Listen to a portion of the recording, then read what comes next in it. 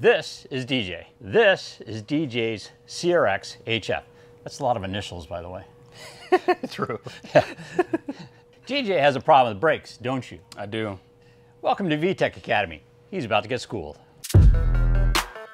So this is DJ's HF CRX. You may notice it's got a little bit of a hood cutout thing here. That's because you decided to put it on the high setting because you like to track this car. You want a maximum ground clearance. Exactly. Yeah. So, but you have a problem with the brakes. They don't want to slow you down that well.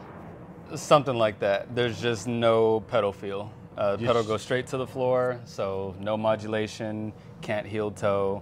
It's just not very confidence inspiring. Right. So you've replaced your master cylinder. Correct. You bench bled it. Yep. Still was a problem with it. You actually did what Donut did too. You had two of your little gaskets, little rubber seals stacked up in there, but you took it out. You only have one in there now. Correct. You're good. Okay. So we're good there.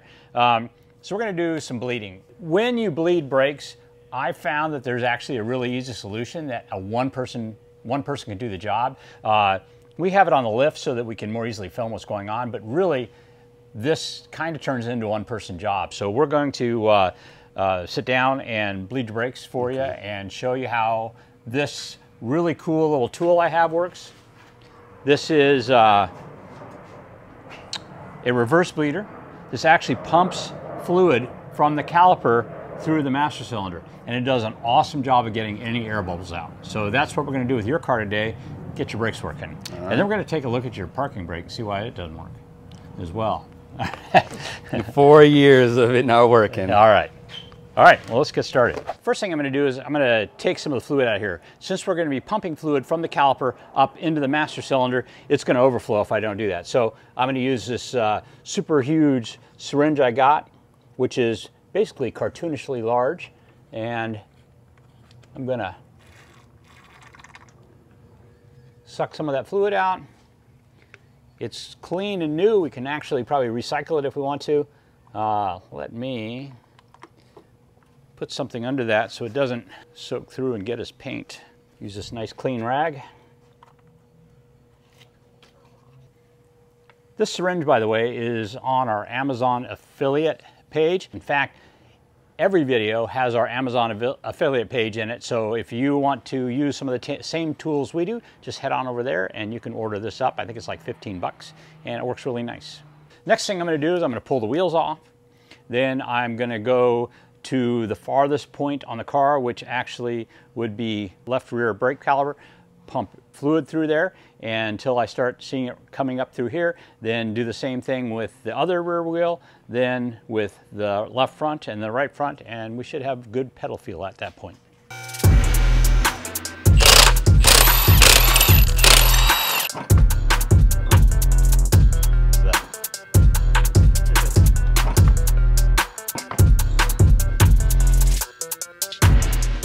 So we're going to put a little bit of cloth around this just in case we have a bunch of brake fluid decide they want to squirt back through here. Sometimes if you're not careful, it'll actually jet out. We're going to be using this Prestone brake fluid .4. It's a synthetic, so has a nice high boiling temp, and we're going to throw it in there. 500 degrees about. Nice. What we have is our brake fluid, and this is going to be our feed hose. So we're going to start off by setting that in there and connecting it. Next, we'll connect it to our feeder. Then this is going to actually connect onto here, and that's what we're going to feed with. Let's pump this full. As you can see, it's sucking fluid out of the reservoir, and now we have some in here, and we're going to do this to try to make sure that we pump all the air out. And now we have a nice bubble-free feed right there. So, all right, we're going to stretch this over our nipple. Sounds kind of obscene, but it's not. Crack it open. And we're going to give it a few pumps.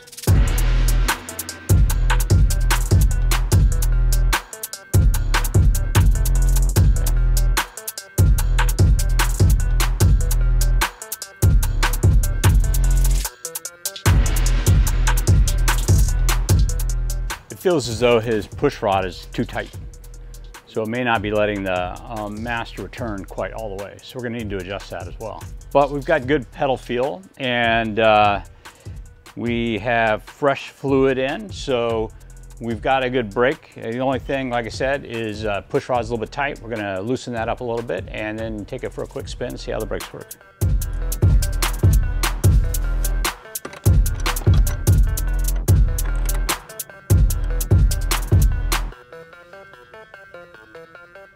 Okay, adjusted. What a pain. Basically, you need a little bit of play in that push rod. You can't have it up tight up against the master cylinder, because then it doesn't allow it to recede all the way and the fluid to go back in. So looked like I was having a little difficulty getting the system to bleed properly. With that adjusted, everything should be good now. Can you see it filling up?